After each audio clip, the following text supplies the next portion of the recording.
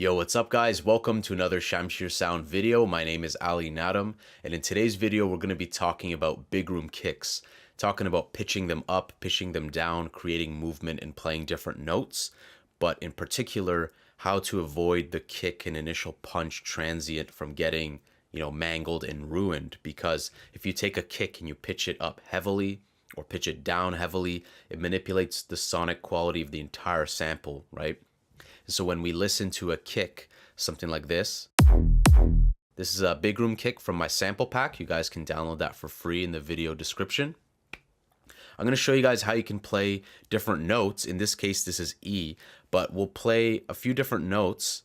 We'll pitch it up, pitch it down, but we'll also keep the punchiness. A very simple trick, what we'll do is we're going to actually take the kick, shorten it just to the initial punch, and then we'll clone the kick, and basically we're going to separate it. We're going to have an initial punch and then we're going to have a body part of the kick. Two different ones, but it gives us dynamic control to pitch that body up or down while the initial punch is still the same. So we're going to go ahead and do this all in the sampler window. Before we do that, guys, make sure you smash the like button. I love that you guys have been dropping suggestions, so feel free to drop a comment. Let me know of any questions or any issues you guys experience.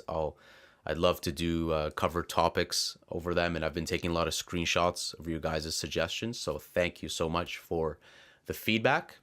And make sure you guys are subscribed, and we'll jump right into this. So with this big room kick, we're just going to fill each 4 steps. We're also going to go to the miscellaneous settings and cut self. This will make sure that the big room kick interrupts itself so that they don't stack on top of each other. Now, like I said, we're going to come here to the envelope settings, turn this on, bring the attack all the way down. We want to just get the punch. Okay, so I'm going to bring down everything except for the hold, and I want just that punch.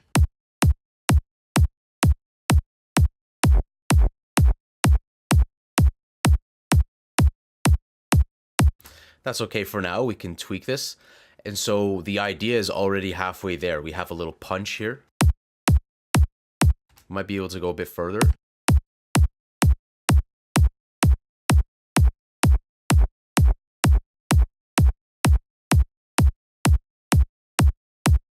That's okay. And what we'll do is we're going to basically just clone this. What we're going to do is we're going to use the attack and bring this tension all the way down, almost like we're going to make a side chain. Think about a side chain when you use a side chain in LFO tool or whatever. So we're now going to increase the hold, and we're going to fill each 4 steps. But I don't want this to conflict with the cut group of the initial sample, because I don't want this actually turning off because of the punch. I want it to be on its own, so dedicate it to its own group. That was on 1, this can be on 2 or whatever. So let's go ahead and listen to this. So it's not there yet. Let's increase the hold, decrease the attack. That's not bad. Now let's listen to the original sample.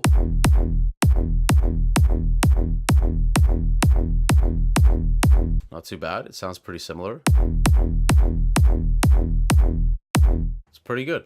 So now if you have like the same kick that was pitched up or down, so I have the benefit in my sample pack that I've taken the same kick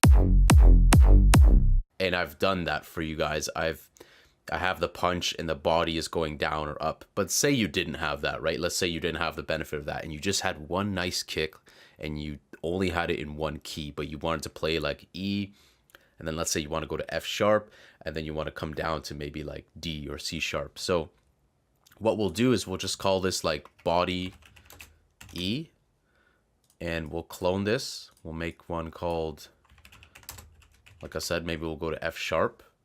So that's 2, E to F sharp.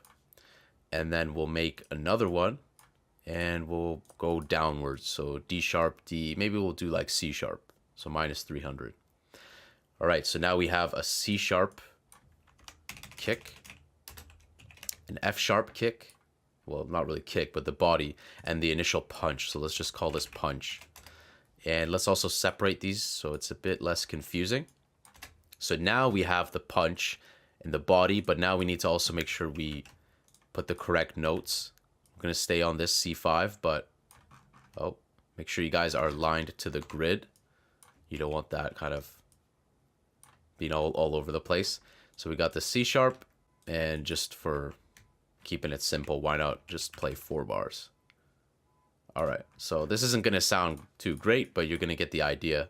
So let's go ahead and play this, see what it sounds like. We also got to make sure that this keeps playing. The punch, and now let's listen.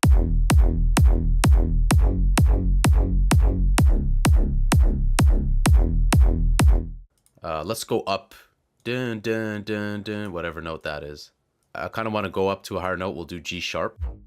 And there we go. So now we're going from E to F sharp to C sharp to G sharp. Let's have a final listen here.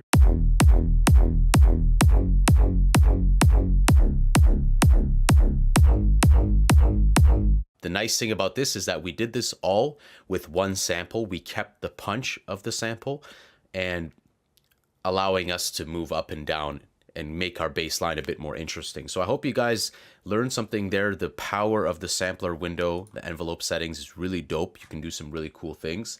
Just be careful with that. Use your ears, keep an eye on the envelope, get that punch of the kick, and then let the body just be side chained with a really sharp tension, almost as if you're doing a really sharp curve with LFO tool or kickstart. On top of that, it's a good idea to cut the groups so that these bodies are interrupting each other.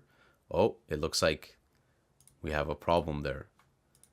Yeah, so like when you see here 3, 3, put these on the same ones.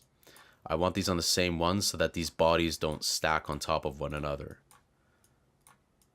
There we go. So the benefit of that is that E interrupts F sharp, or sorry, F sharp interrupts E, C sharp interrupts F sharp, and then the final one interrupts that.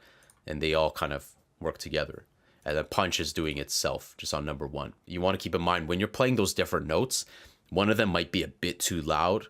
The C sharp might be a bit more powerful. The G sharp might be a bit more loud. So it's always going to be a good idea to monitor the levels, keep an eye on the levels, and also maybe even put a compressor on there to keep the levels in check with the body. And then what you could do afterwards is you could route them both to a final send, and you could call this like kick bus, whatever you want to do, kick mix or something, route that to the master. And that's what I've been doing, this similar method in my latest remix bootleg video. So I hope you guys were able to take some juicy information from this in terms of pitching your kicks.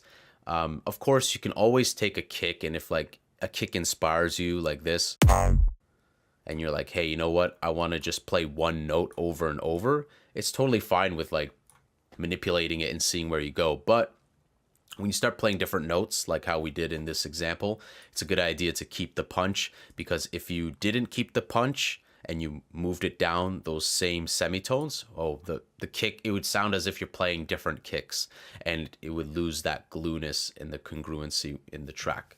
So I hope you guys liked this video. Remember to smash that like button.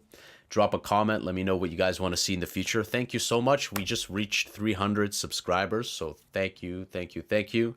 And I will see you guys in the future video. Take care.